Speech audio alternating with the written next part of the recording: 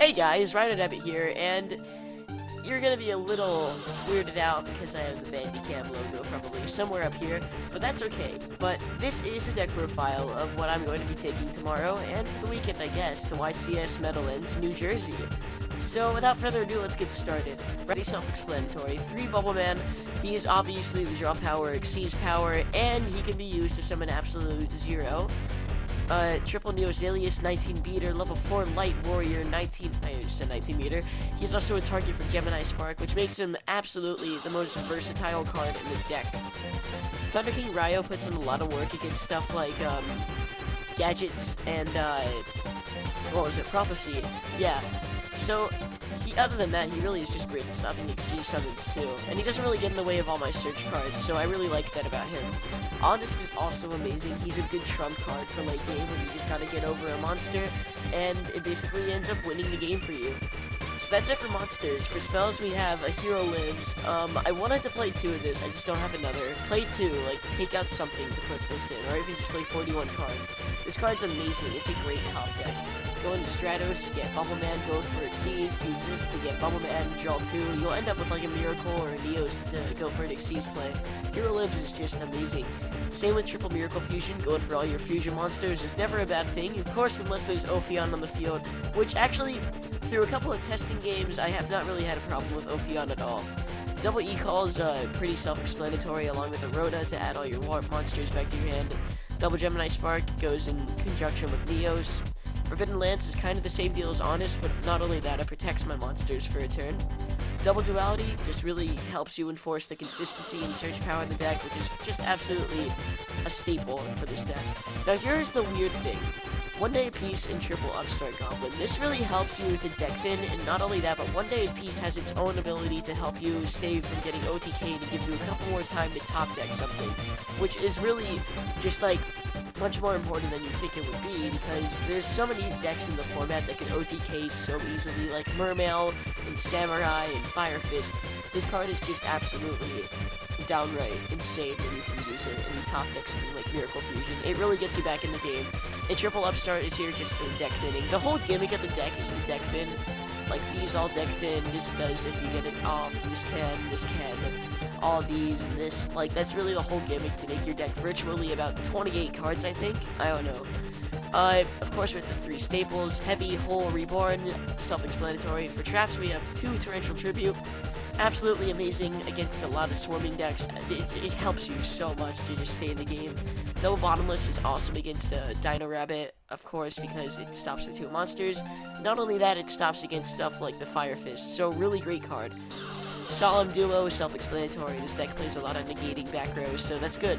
Double Dimensional Prison is awesome also, even in the mirror match against something like Shining, or really just in general against something like Fire Fist even. Starlight Road to protect all my back row, because I'm going to be setting a lot just to special summon out my Bubble Man. So Starlight Road is great, and plus I get a free 25 meter with that. Double Fiendish Chain. I put this on from the last deck profile because this is really just amazing. It stops stuff like the gadgets, like Tour Guide, the Fire Fist monsters. It's really versatile. For extra, we're running Double Shining. Of course, Shining is the boss monster of all hero decks. There's no point in running less than 2. Absolute Zero, I side the other now, because I really don't need to make this guy more than once unless I'm up against something like Mermail, or anything else that swarms.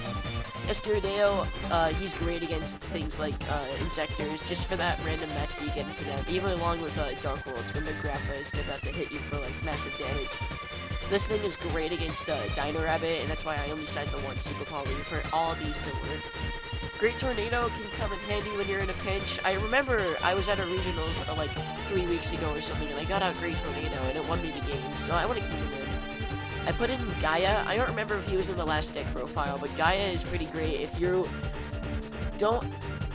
It's like, okay, so if your opponent summons Rescue Rabbit and you want to get Rescue Rabbit in the grave so they can't use Leviair, this is great because you get a 26 defender on the field, or you can make your opponent's monsters lose fast their attack, which is amazing. And I'm tumbling on my own words right now because I'm trying to talk fast. Because this is the Bandicam trial, so it gives me like 10 minutes to speak.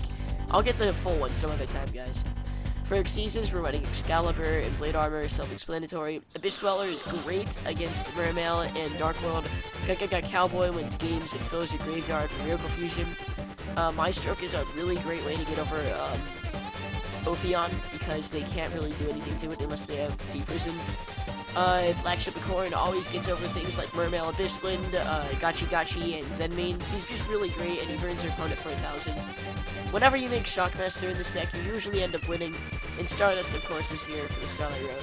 For the side deck, of course, we're running the 1-0. This is to use either with Super Polymerization against Mermail, or any deck that really would Swarm, because 0 has that effect, it just gets all monsters off the field. And when you're up against Mermail, he gains 500 for every water on the field, which makes it really hard for them to get over it, because Mermail players are playing more marksman than infantry, but they might be playing more infantry now that Ophion's out, but 0 always has been doing well. Double Snowman Eater, this is also great against Ophion and the Dino Rabbit matchup, it's just really great. Double Drone Lockbird is here for Prophecy. You could side this in against Mermail because they have a lot of searchers like Abyss Teus and Dragoons and Abyss Pike, but they're not going to be going off that much with the cards, so I don't really feel like you need to use it. Double System Down is for, of course, that random matchup against something like Karakuri, Gadgets, Machina, Geargia, anything like that. It just helps kick in a lot of pressure on them. Super Poly is here for anything against like Dino Rabbit or Mermail or Zector, anything like that, so that you can get their plays disrupted and they can't chain to it. Double Macro Cosmos is obvious because of Insectors, Dark World, and especially Mermails. I don't know if I'm going to be needing to use it as much because Ophion basically kicks Mermail's ass unless they have Undyne. Double Mirror Vos, this card is astounding against Windups, Dino Rabbit, especially Dino Rabbit, Dino Fist with the Fire Fist engine, and sometimes against Evil Swarm, but they don't really like to use Rabbit as much. And now I'm playing Triple Mind Crush because the format is all about searching.